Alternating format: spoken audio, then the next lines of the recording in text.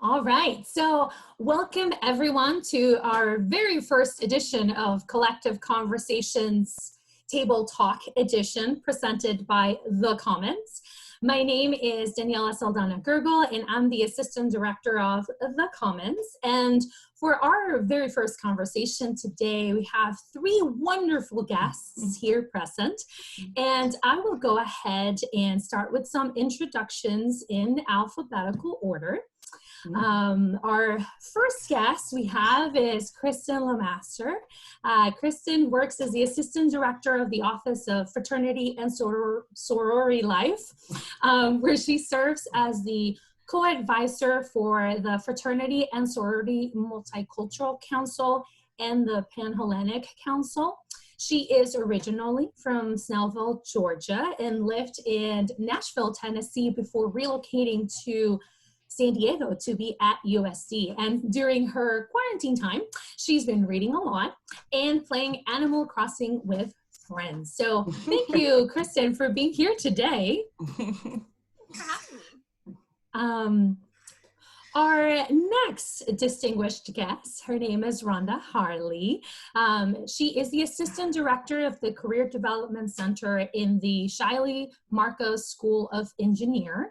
She has over 10 years of experience supporting students in STEM disciplines with a focus on those who are women, racially diverse, financially disadvantaged, and or identifies first-gen college students. She is also a PhD student, so third year here at the SOLS Leadership Studies at the University of San Diego, and her research interests are exploring factors that contribute to the persistence in engineering for Black male student athletes. So thank you, Rhonda, for being here. Yeah, thank you. And last but not least, we have TJ Tallie, Assistant Professor of African History at the University of San Diego. He specializes in the comparative, there you go, colonial and imperial history with a focus on South Africa. He is a queer Black man who works largely on questions of identity, belonging, religion, and sexuality. So thank you very much for being here. Of course, yeah. So as we get started on our conversation, I kind of wanted just to talk a little bit about the purpose of our conversation. And as we know, these are quite interesting times. And if something has been very present is that COVID-19 is not an equalizer. It definitely is impacting different communities in different ways. Reason why last week the Commons launched a social media campaign called Collective Education to kind of share some facts of information as to how COVID-19 is impacting the different communities that are represented at the Commons. So we wanted to create a space to just talk a little bit more about this impact, and then also, how do we stay healthy? How do we take care of ourselves and our communities as we continue to advance social justice in this setting? So thank you. I am very excited about our conversation. And to get us started, I'm curious to hear about how are you personally navigating this current COVID-19 time? So I would say big picture, I'm fine, right? I'm counting my blessings. I understand the privilege that I have of working for an employer that will allow for me to work from home, that guarantees income, at least till a certain date, those sorts of things. But I think on a personal, just kind of on an everyday level, it's a slippery slope with this doom and gloom, right? People are really suffering in the world and sick and dying and protesting and like all kinds of things that are just, this is just a very bizarre experience and a bizarre situation. And I have a lot of fear going outside, but I need to get outside because girl is an extrovert and I need to at the very least see other people, right? I don't need to talk to you, but I do want to be around other people at the very least. And I think the genuine fear of is society going to go back to normal, or is normal completely gone? And we need to create a new normal. And what is that transition going to look like? So big picture, I'm fine. But on the day-to-day, there is a lot of, I don't know, I sit with a lot of fear and anxiety with thinking about the future.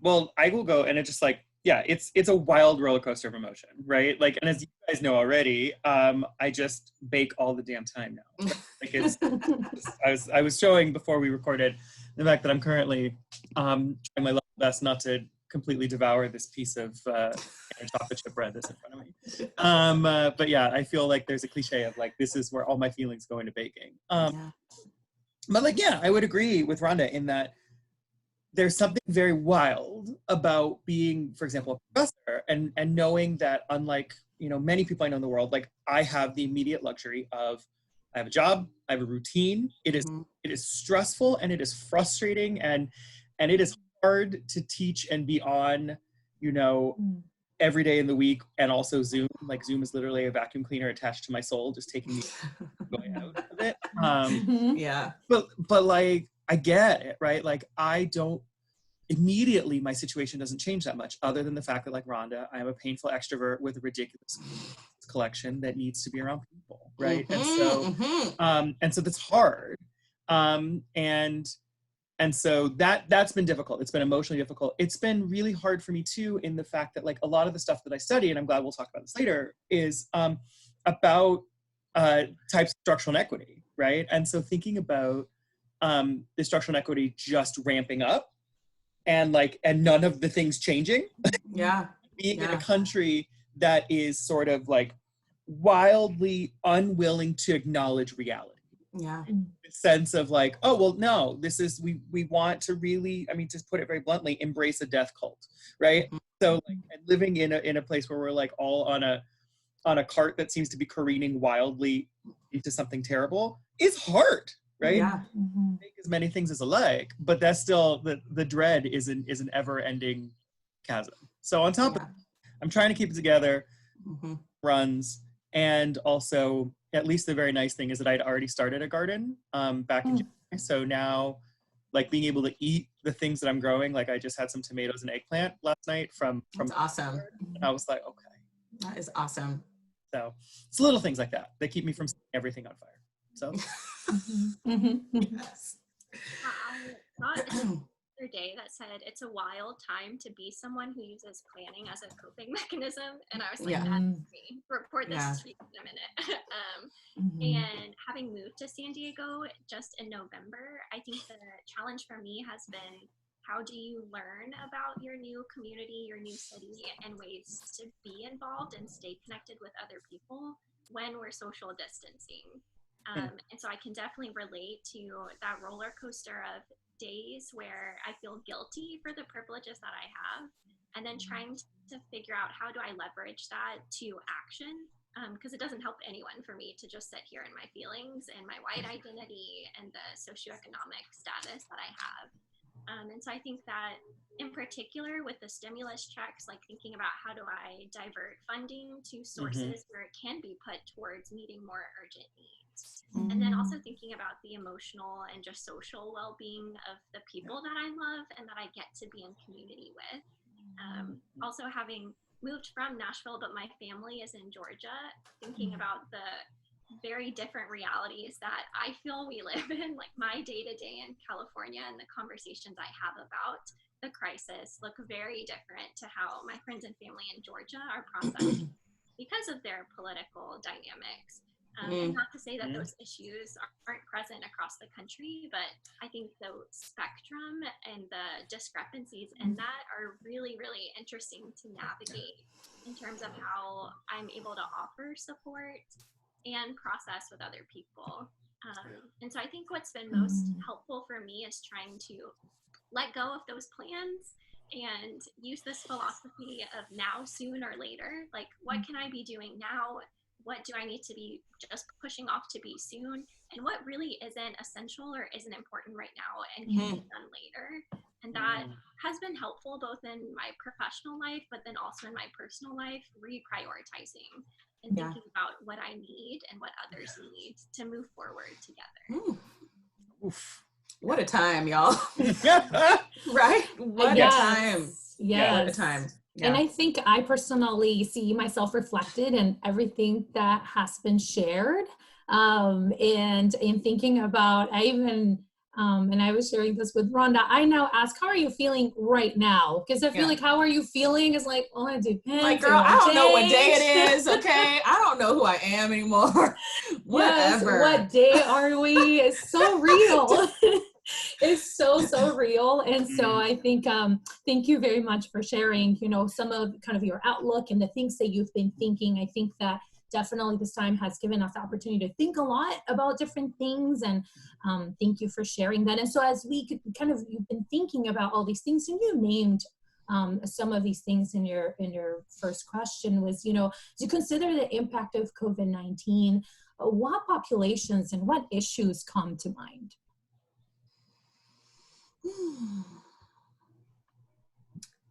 Knowing that so many of my loved ones are in Georgia, and seeing the racism still continue and be magnified, and particularly with the shooting death of Ahmaud Arbery, and just thinking about how we're caring for each other, advocating for each other, holding each other accountable. I think that the pandemic has highlighted and raised to the surface for people who maybe weren't as aware or found it easier to sweep racial issues under the rug. I don't think that that's possible anymore. I don't think that we can get back to any semblance of normal if we continue to think that being race blind is going to be enough. And if we continue to disregard what people's lived realities are. And so I think particularly about my Black friends in Georgia, and that this is so much heavier, and the fears connected to seeking medical attention, or particularly for Black women, and trying to be a source of support, and then also stay in my lane in appropriate moments.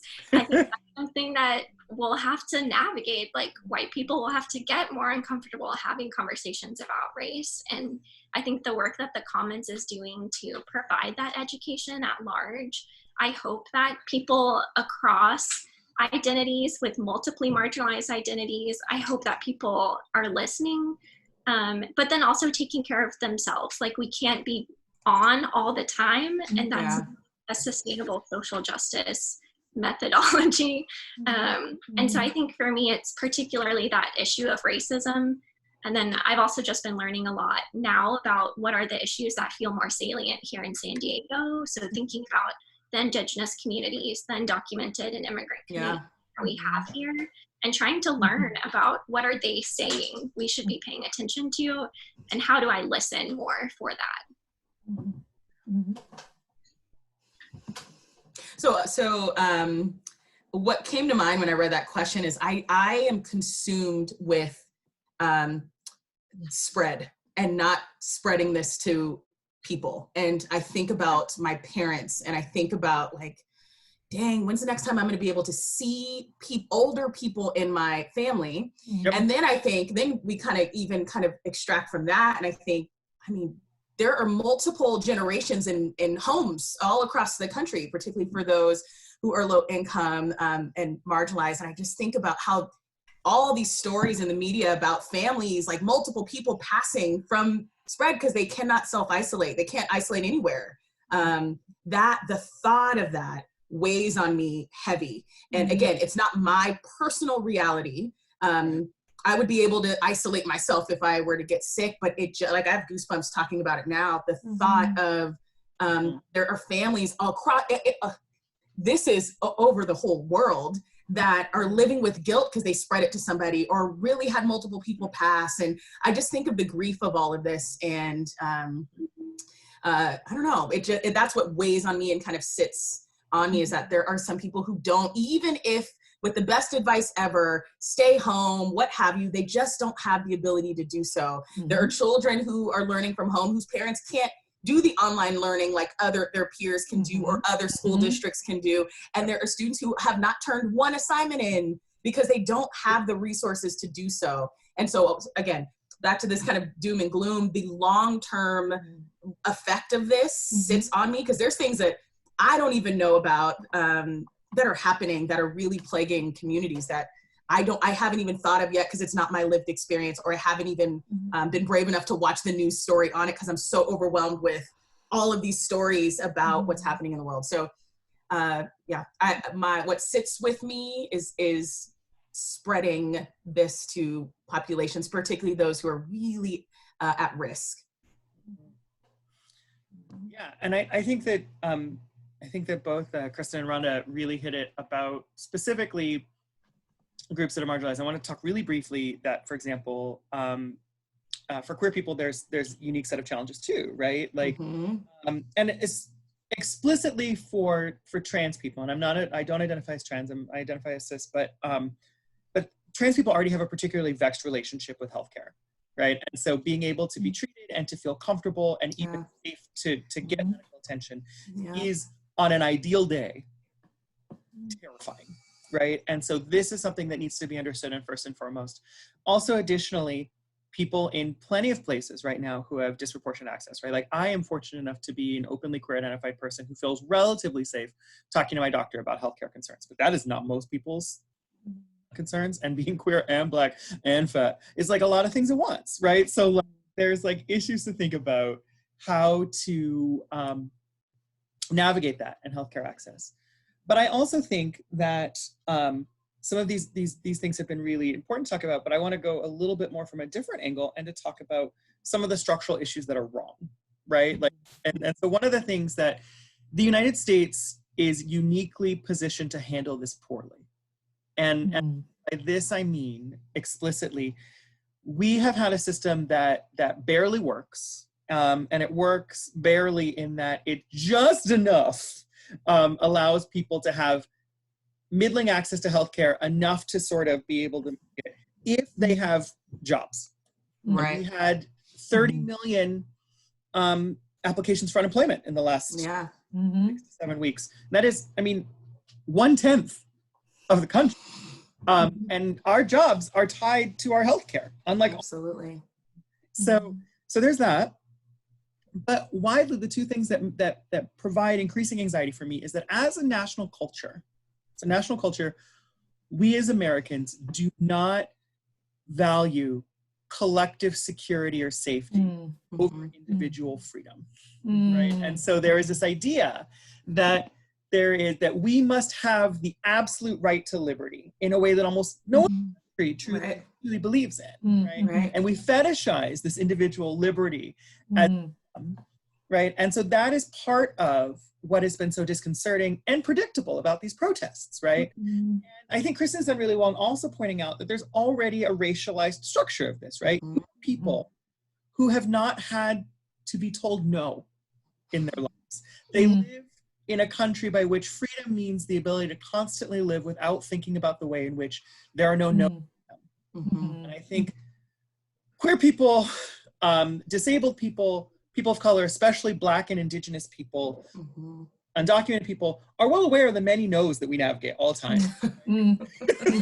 And so suddenly watching, I mean, I'm gonna say it, watch the Chad and Karen and you know, Kimifers and Tedwards of the world get extraordinarily irate because they are being asked to limit themselves for the good of others, right? And instead, have a tantrum, right? Have a tantrum. How dare you take this from me? Which is disconcerting to so many of us who already feel what those no's are, right? Like, we have had to think about, for example, as a Black person, what are the ways in which I navigate this space in this world to not have encounters with the police, right? I don't already anticipate them as going positively, right? And yet, now there are people, including right here in San Diego 2 weeks ago, where we had a significantly sized protest downtown where people said, I want to get a haircut. I want to go golfing. Right? And the amount of entitlement, right? And we cannot, it's very easy for us, especially in Southern California, to then divorce ourselves from that and say, those people are the problem, right?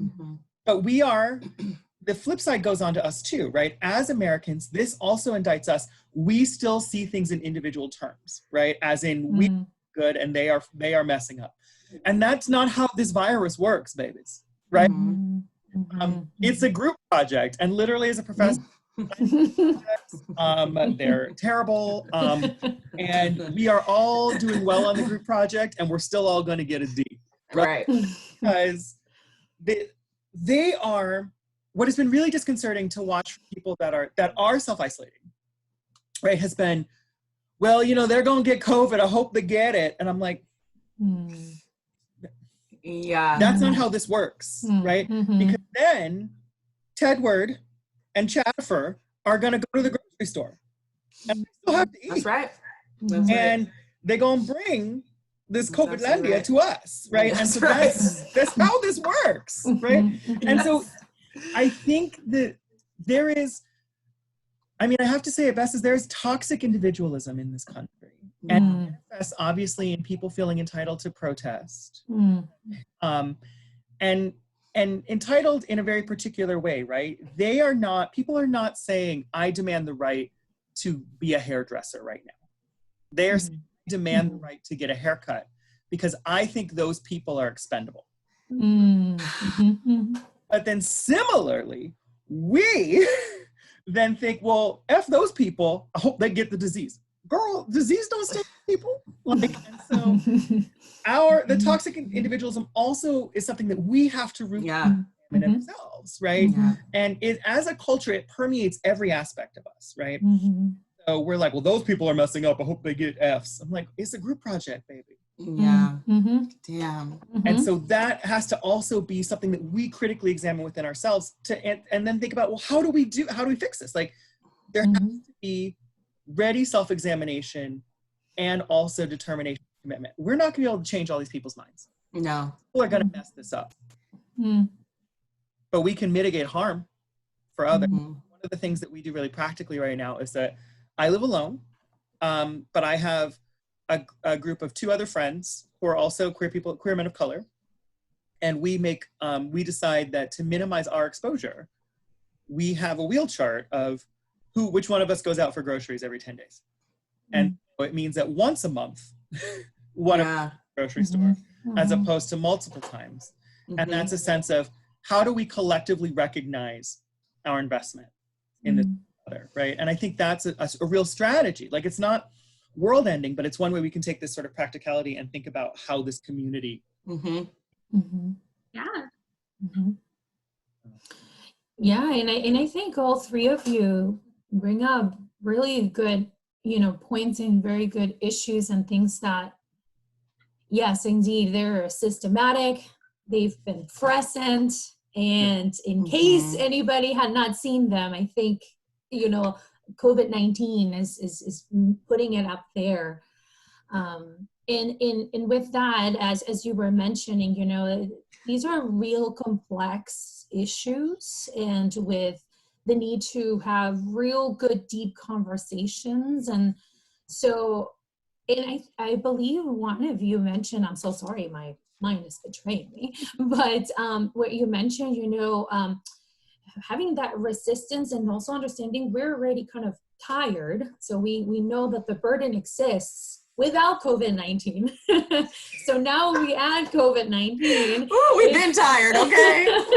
Exactly. I don't know about you, but something that I keep sharing is that it's kind of that saying of, it's kind of hard to pour water when my own jar is kind of getting low.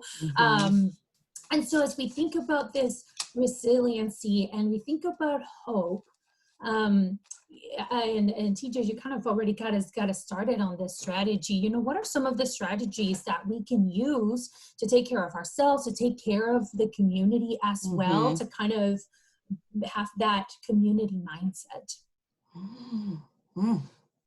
I mean, I think, I wish this was like a dialogue with each other, because I'm like, TJ, oh my God. Like, and I mean, at the end of the day, it is, you are in control of you, okay? But by protecting your own health, you protect other people's health. And so, I mean, when I read the question, I'm like, well, my answer would be to stay home, but it's wild because not everybody's staying home and not everybody is following these rules. And so the minute you walk outside, you are again at risk. And so when is that ever going to end? And I think that's why I sit in a lot of just uncertainty and fear is I can't control my neighbor. I can't control the teenagers that are still playing around outside and hanging with each other right outside my door. I can't control them, but I can control myself. Right. I also think it's important, and we kind of touched on this too, but mental health is really being tested. And for those who are plagued by it, for those who might not have been, I was thinking the other day, like everybody has to be a little anxious right now, right? Like it is weird to go to the grocery store and everyone has masks on, right? It is weird to think like, dang, I can't even tell if you have it because you're not coughing, because that's how mysterious this virus is, right? Is this real? And so I don't know, finding those avenues and those ways, like TJ said, with the community that he has with going grocery shopping, but also like one of my friends just started, there's an app where we all run and walk and we challenge each other, we go on walks, and but as sore as I am right now, I love it. Giving me something to do, because if not, I'm afraid to go outside, straight up. As much as I'm like, I want to be outside too, and I wish I could get my eyebrows done, because they are waving at people at this point. Okay? They are doing the electric slide across my forehead right now, but I'm afraid. I'm afraid to go outside because I can't trust everybody that's outside, and they can't trust me. That's the thing. This is one of those things where I'm afraid of you just like you're afraid of me. I don't care how much money you have. I don't care what house you live in. I don't care. I'm afraid of you just like you're afraid of me, because I don't know what you have and you don't know what I have. And so that fear of being afraid of people, I think, will last for a long time. But what can I do, Rhonda Harley, do to protect myself and to protect my own kind of mental health, but also know and own the reality that not everybody's doing what I'm trying to do. Right? Not everybody's as committed, like TJ said. People are really out here protesting because they need to go get that haircut. Not being concerned about the people who are cutting hair all day with all these people rotating through, because now I need to come back to work, right? And because I need to pay my bills, and that's the circle of kind of life, right? And so protecting yourself and finding ways and sharing that with others, right? This one little app I have to run has like 10 or 12 people on it that we all support each other and virtually high five each other for running and walking. It works for me right now. Okay. Would I have tapped into this if the world was operating full functioning? Probably not. I don't know. Okay. I'd probably be in dance classes and Zumba classes and doing other things. But right now, what works for you right now? And like literally today. Okay? Because next week, who knows what things are going to look like. Yeah. All true to all of them. Yes.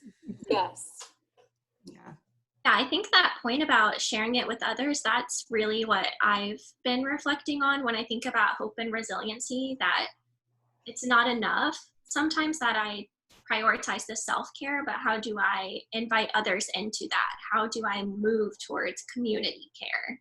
And for me, I think about, there was this old Little Caesars pizza commercial where like the person goes in to get the pizza and he's like so surprised that he doesn't have to call ahead. He doesn't have to wait in line. And so he starts taking his shirt off and he's like, there are no rules. And then they say, put your shirt back on. And he's like, okay, there's one rule. That's a Little Caesars commercial? Okay. I love it. All right. And I feel like that's how I've been navigating the pandemic, is like, there are no rules, but the one rule is that you have to take care of yourself and other people. That's the one.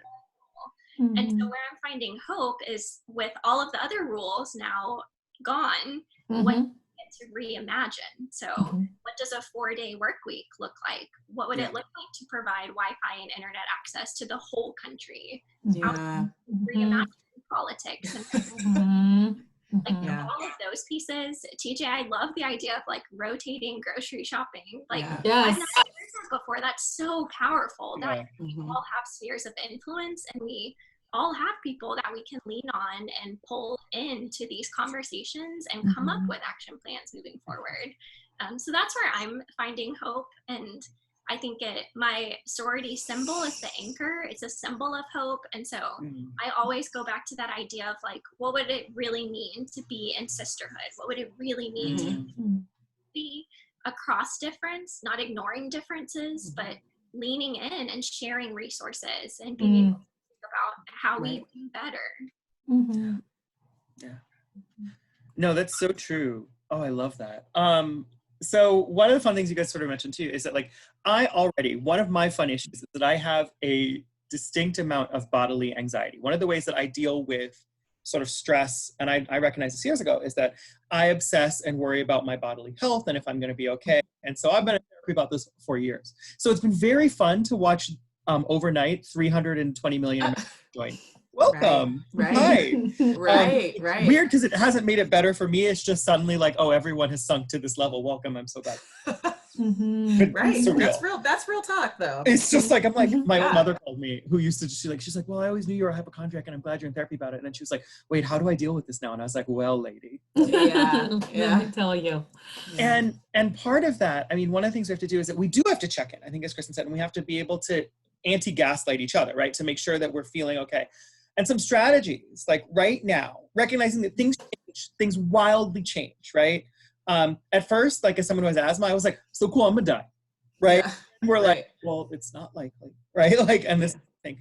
And yes, people are going to die. And I know that so many of us are right now, I don't want to die. I don't want my abuelita, I want my friend to die. I don't want, and I will share with you guys really bluntly, it was about 3 weeks ago, about a month ago, I was planning something. Like I was working on something and I like had to send something to somebody and they're like, yeah, it'll be due in 3 weeks. And I had like a mini panic attack because I was like, well, what if I'm dead in 3 weeks? It's real, right? And then here's the wild thing that happened. I sat with it for a second. And I think it's important to sometimes sit with those feelings instead of pushing them down. And I sat with it and I was like, holy shit, that was always the case. Always be dead. Like, right? Like, and that weirdly was very helpful in sort of the, like, I lived in a world where like, I made plans, even though I knew cognitively that like, I could be Hipabos, right? Or some other thing. And like my life was never guaranteed, right? And there was other weird moment. This hasn't changed this immediately, right? Like the unknowability and the tenuousness of life hasn't changed, right? And having to sit down and think really practically, right? For those of us, for example, in San Diego, right? We are in a state that is relatively handling this well. We are in a county that is relatively handling this well. We are in a city that is not completely messing this up. And I try to make sure that I don't obsess and read all of the numbers and keep track. You know, maybe like once every 10 days I check in what the numbers are. And so I, for example, looked in this was about 2 weeks ago, and I looked at the county statistics for my zip code. Like how many people have COVID-19 infections that are public in my zip code? I was like, 120. And then I was like, TJ Tallie, you live in a zip code that is quite large, and there are more than 120 people in the 2 apartment complexes on your street. And suddenly, that helped put that in perspective, right? That still, it is important that at this moment, and this will change like over the next year, but like at this moment, I think it's really important for us to say that before July of 2020, it is still not statistically likely that you have COVID-19. And I think that needs to be said, especially as they are feeling anxious. Yes, you can get it. Yes, we need to protect ourselves. We know what things we can do to minimize risk. But it is still not statistically likely that you have it. And I think sometimes it is important to tell yourself that. It's easy to shift our minds into this idea where I'm living in death now. Not mean that we can't care for people or do that, but like there's something to say like it is still less likely for you. You can't just get it because it's Tuesday. I think that there's something very real about the helpfulness of this being a queer person who is, who's 36, who has lived and grew up during the height of the HIV/AIDS scare, right? In a sort of way in which there was this idea in which your body had to be protected because you must always be at risk, right? And that means that I've practiced in living in risk and not seeing myself constantly as already dead. Right. And so I want to say to you to like tell your friends and tell your family and to yourself, still not statistically likely. Can minimize these likelihoods. You will not have control. What you're trying to do is to tell yourself that you're going to be safe and your friends will be safe, and you can't fix that. Right. Do that. But you can hold yourself, because what's scaring you is that you don't have it all together and you can't fix the future. You may die tomorrow, but it is also still not likely. So then how do we make this count? How do we check in with those people? How do we love them? How do we say the things that we might have been putting off? So say the things, do the things, push for the things, and stop imagining that, you know, we can hold on to this until things get better. There's things that we need to do them now. Yes. So, yeah. And I, you know, as all three of you were sharing things, I was thinking about how I think you've mentioned the concept of reimagining, and the concept of our take. We can't control what others are doing, because Rhonda, I feel the same way when I am on my walk and I see people just not being responsible. I start having all of these feelings, and I'm like, well, how is that helping me? And so kind of, if I go through, because as things start to get open, I was reading that here in San Diego, potentially come this weekend, there could be stores that are opening, right? And in my mind is like, I wouldn't want to go to a clothing store where everything is touched, but that's just me. Where this is just going to happen more and more and more. And so kind of starting exploring of like, well, what about me, and how do I work with the feelings that I'm feeling? Because if not, I feel like kind of going back to this burnout. I mean, I'm going to be burnt out come a month once everything reopens. And then the other thing that you were mentioning about reimagining, and I think you all mentioned it in your questions today, in that, you know, in the past, we always get well, this is how things have worked, right? And so now it's like, well, no, because this has not happened in this century. So that answer doesn't apply anymore. So I think at the same time, kind of personally, when I look at hope, it's kind of like, well, what things will actually stay from the things that we are doing that can't help in the long term?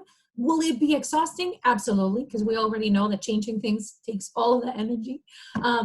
Will it take 500 more Zoom meetings? Potentially. I don't know about you, but our Zoom meetings, exactly, it takes all our energy.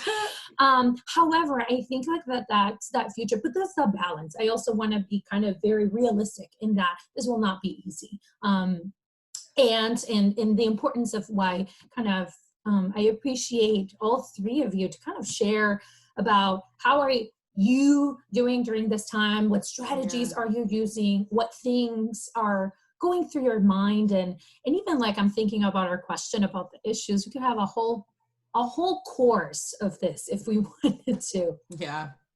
Just a thought, if anyone had asked me about, you know, an academic affairs course, there you go, it's on. But but I want to appreciate you sincerely for being today here in community and having a real talk about COVID-19 and some of the disparities that we're seeing, and also some of the strategies that we can use to continue to take care of ourselves and for others during this time. So awesome. Thank you, everyone. Any final thoughts, things as we wrap up today? I think if there's one thing, is that if you're looking for a book to read right now, Professor, I can't help myself. First off, be nice to yourself. You are not expected to be productive during this time. You are not bad for not reading. If your brain immediately goes into a fog when you're reading, congratulations, you're normal. If you have the time and mental ability to deal with it, there's a really great book by the science fiction author, Octavia Butler. Octavia Black sci-fi author who wrote a book called The Parable of the Talents. Parable of the Talents is one of a 2-book series, but Parable of the Talents is specifically about how we navigate almost apocalyptic climate change and disaster. It was written 22 years ago. It presages the phrase, "Make America Great Again." There's a lot going on there. But specifically, there's a person that runs for president and says, "Make America Great Again." It goes, oh my God. But one of the things, it's like, ultimately, there's this line in it, it's like, God is change, and this idea that this change is terrifying and disruptive, and yet change was always going to happen. And instead of cringing from it in fear, recognizing that change is neither good nor bad, but inevitable. How do we then embrace that? And so have the time and energy it's to do and think about what does it mean to open ourselves up to the radical healing potential of change. Yeah, I was just going to say a shout out. First of all, this is what I really was going to say. TJ, start working on that curriculum for this COVID-19 disparities course, okay? Yeah. I'm going to need you to start working on the syllabus now, okay? Let a girl know. Okay, let me into the class. No, but I was thinking about students, and I'm thinking from a student perspective. I'm imagining there's going to be students watching this. Like TJ said, like give yourself grace, right? I think it can be really hard. I speak for myself. I'm not showing up the way that I would have showed up in more normal times. I'm not as energized. I'm not as excited to contribute to the dialogue via Zoom. I'm doing all kinds of other things while I'm in class on Zoom. And so I know that nobody really saw this coming, but please find ways to stay connected and please find ways to still stay engaged. And you're still scholars and you still are very valued as students and you can still do this is what I want to say. I know students are just checked out in so many different ways for all the reasons. But knowing that USD still supports you as a student, knowing that we're all going through this, it's weird to show everybody's background in their house, including your professors and people that it's a different time.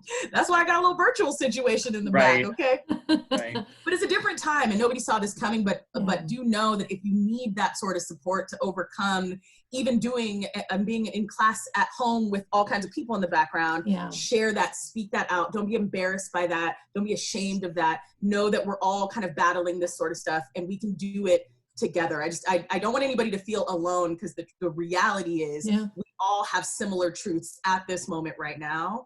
And so just know students that we're here for you and we want to see you succeed just as much as you do. And we understand that times are different. And energy is different and motivation is different. But we get that, but we also still believe in you. Absolutely. I would echo all of that and add that like this is learning too, like figuring out and how you structure a day when you don't have those pre-established routines, figuring out what you need and what's the pulse of the country. What are the conversations we're having as a society right now about what we value and prioritize? Like that is learning and growth too. It's not just what happens in the classroom.